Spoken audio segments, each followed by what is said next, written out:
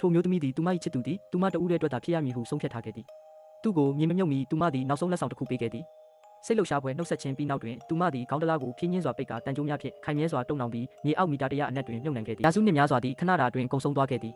တစ်ချိန်ကသေးငယ်သောမြို့လေးဖြစ်ခဲ့သည့်နေရာသည်ယခုအခါခင်မီဆန်းတစ်သောစိတ်ကမ်းမြို့ကြီးဖြစ်နေပြီဖြစ်သည်သို့သောထိုမျိုးသမီးသည်ကမတည်နိုင်သောဆုံးမတဦးဖြစ်သည်ဖြင့်အသက်ရှင်လျက်ရှိနေစေပင်ယခုအခါသူမသည်ထိုတစ္ဆာဖောက်အမျိုးသားကိုမေ့လူနီးပါဖြစ်နေပြီဖြစ်သည်တနေ့တွင်အလုသမားများသည်မှားယွင်းပြီးထိုကောင်းတလားကိုတူးဖော်မိကြသည်တန်ကြိုးများဖြင့်ပတ်ထားသောကောင်းတလားကိုမြင်သောအခါအားလုံးအံ့အားသင့်သွားကြပြီးအတွင်း၌ယတနာများရှိလိမ့်မည်ဟုထင်မှတ်ခဲ့ကြသည်သို့သောတန်ကြိုးများပြတ်တောက်သွားသည်နှင့်ကြောက်မက်ဖွယ်မြင်ကွင်းတစ်ခုပေါ်လာသည်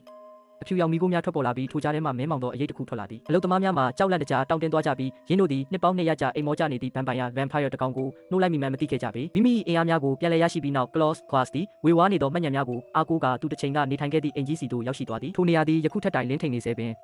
အိမ်ထဲရှိဆိုဖာပေါ်တွင်ကလေး2ယောက်ထိုင်နေကြသည်ထူးဆန်းသောလူစိမ်းကိုမြင်သောအခါအမဖြစ်သူမှာအံ့အားသင့်သွားပြီးမောင်ဖြစ်သူမှာမူထိုလူသည်နေရန်တွင်ချိတ်ဆွဲထားသောတပ်ပုံထဲမှလူနှင့်တထေရတဲ့တူနေသည်ကိုမြင်ကားဆုံးသွားခဲ့သည် Claus သည်လည်းသူ၏မျိုးဆက်များကသူ့ကိုမှတ်မိနေသေးသည့်အတွက်ဝမ်းသာသွားသည်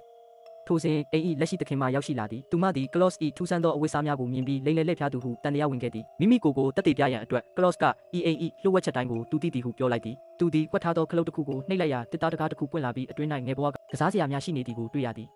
ဂျိုနာသည်အံ့ဩသွားတော်လဲယုံကြည်ရန်အတွက်မူမလုံလောက်သေးပေထို့နောက် Claus ကသူ၏တုတ်ကောက်ဖြင့်ကျမ်းပြင်ကိုရိုက်လိုက်ရာမြေကြီးတုန်ခါသွားပြီးနေရန်မှတပ်ပုံသည်ဘေးသို့ရွှေ့သွားကမြေအောက်သို့ဆင်းသွားသောလှုပ်ဝက်လန်းတစ်ခုပေါ်လာသည်ဂျိုနာသည်သူမ၏ဘိုးဘေးမှဗမ်ပိုင်ယာတကောင်ဖြစ်နေသည်ကိုစိုးရိမ်ခဲ့တော်လဲသူသည်မိမိမျိုးဆက်များကိုဒုက္ခပေးမည်မဟုတ်ဟုတွေးတောခဲ့သည် Claus သည်သူမကိုနှစ်ပေါင်း200ကြာပိတ်ထားခဲ့သည့်လှုပ်ဝက်လန်းအတိုင်းခေါ်ဆောင်ထိုနေရာ၌ရွှေငွေရတနာများစွာစုပုံနေသည်ကိုတွေ့ရ Claus ကဒါတွေအားလုံးဟာငါရဲ့အမွေနှစ်တွေပဲပတ်စံကအရာအားလုံးကိုပြောင်းလဲနိုင်တယ်ဟုပြောလိုက်သည်ဂျိုနာ၏ကြောက်ရွံ့မှုများပျောက်ကွယ်သွားပြီးသူမသည် Claus နှင့်သဘောတူညီမှုတစ်ခုပြုလုပ်လိုက်သည်အတိတ်ဇလံလွန်ခဲ့သောနှစ်ပေါင်း200ကသူသည်တာမန်လူသားတဦးဖြစ်ခဲ့သည်သူသည်သူ၏အဆင့်တန်းကိုအသုံးချကာအစီခံမလေးတဦးကိုဖျားယောင်းသွေးဆောင်ပြီးမှဆွန့်ပစ်ခဲ့သည် Andra သည်တာမန်မျိုးသမီးမဟုတ်ဘဲအစွမ်းထက်သောဆုံးမတဦးဖြစ်ကြောင်းသူမသိခဲ့ပေ Claus သည်အခြားမျိုးသမီးတဦးကိုချစ်မြတ်နိုးသွားသည်ကိုမြင်သောအခါ Andra သည်ဒေါသအလွန်ထွက်သွားခဲ့သည်သူမသည်အန္တရာယ်ရှိသောဆုံးတက်ကိုအသုံးပြု၍ Claus ၏ချစ်သူကိုယူသွတ်သွားအောင်ပြုလုပ်ခဲ့သည်ဖြင့်ထိုမျိုးသမီးသည်ကြောက်ဆောင်ပေါ်မှခုန်ချကာအဆုံးစီရင်သွားခဲ့သည်ဝမ်းနဲ့ကြေကွဲနေသော Claus သည်လည်းသူမနောက်သို့လိုက်၍ခုန်ချခဲ့တော်လဲသူမသေးခဲ့ပေ Andra သည်သူ့ကိုဗမ်ပိုင်ယာတကောင်ဖြစ်ပြောင်းလဲပစ်ခဲ့သည်